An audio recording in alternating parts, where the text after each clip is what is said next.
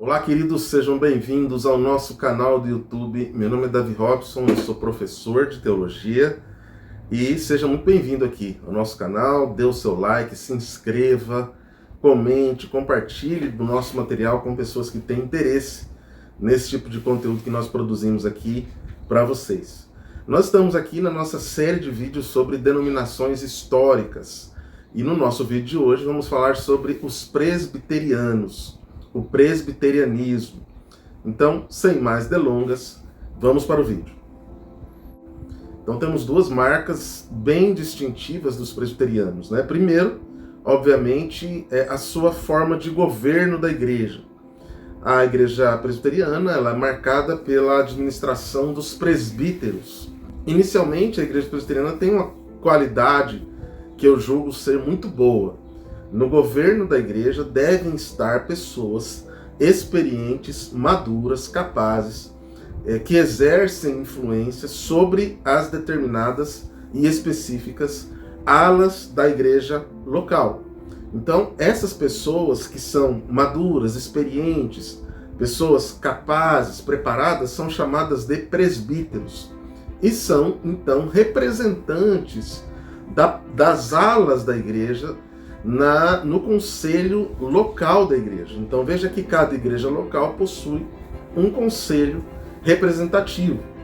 O que existe aqui é um modelo de pessoas maduras, experientes, capazes. Os presbiterianos então entendem que o governo da igreja deve estar nas mãos de pessoas preparadas que exercem determinadas influências em determinadas áreas da igreja, de forma que todo mundo esteja representado ali no conselho da igreja. Então, há uma liderança plural, no entanto, representativa. E há, sobre a igreja, os concílios chamados superiores, né? O presbitério dos pastores e o supremo concílio, que é aquele que, de fato, administra a igreja. E um ponto muito interessante, determinante também na igreja presbiteriana, é o governo pelas confissões de fé e declarações de fé.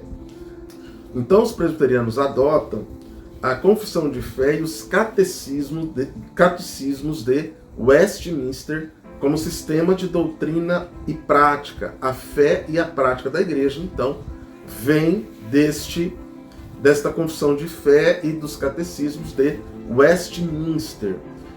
Trata-se, então, de uma exposição das Escrituras realizada na cidade de Westminster, que durou aí cerca de 10 anos, entre 5 anos e meio e 10 anos, entre as discussões, reuniões, exposições, até a escrita desta confissão de fé.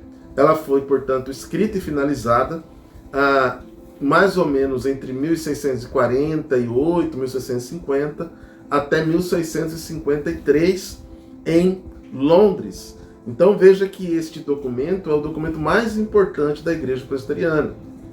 Ele tem aí 33 capítulos, iniciando a sua exposição exatamente com a escritura. Então é como um livro, um texto base de teologia sistemática, e é a forma com que os presbiterianos interpretam a Bíblia. Então veja que não é um texto que tem peso de revelação, mas é simplesmente o texto que traz a interpretação da igreja, que a igreja adotou para a Escritura Sagrada. Haviam cerca de 150 pessoas, entre líderes, simpatizantes, e é interessante, haviam ali também representantes políticos da Inglaterra e da Escócia, entre outros países ali presentes na Assembleia, né, de Westminster, que gerou a Confissão de Fé de Westminster e os catecismos de Westminster. Então houve ali assembleias, houveram ali parlamentos, houveram ali reuniões, obviamente, de forma muito específica, para tratar da igreja inglesa, dos puritanos ingleses, mas acabou que a igreja presbiteriana também adotou esse mesmo catecismo, essa mesma confissão de fé como sua. É tão importante essa confissão de fé de Westminster que os novos pastores aí no ato da sua ordenação pastoral, eles devem se comprometer com serem leais a esta confissão doutrinária e devem também se comprometer caso neguem essa confissão de fé incorrerão aí em falso testemunho, falso juramento e, se mudarem seu ensino, deverão também mudar de denominação e de igreja. Este documento, sem dúvida, é o mais importante da Igreja Presbiteriana, a Confissão de Fé de Westminster, e temos então uma igreja altamente confessional. E um segundo documento que eu elenco aqui é o Sínodo de Dort, na Holanda, em 1618, antes até do Catecismo de Westminster, mas é um sínodo, por ser exatamente um sínodo, não trata-se de um concílio, ele é menos abrangente, ele é um pouco menor, e ele tem a finalidade de contrapor a doutrina calvinista com a doutrina arminiana. E teve, olhem só, 154 reuniões, sessões de discussão teológica. E ao final de tudo, o Sínodo de Dort condenou o arminianismo e criou os 5 pontos do calvinismo, entendendo que ser arminiano era ser católico, era ser humanista.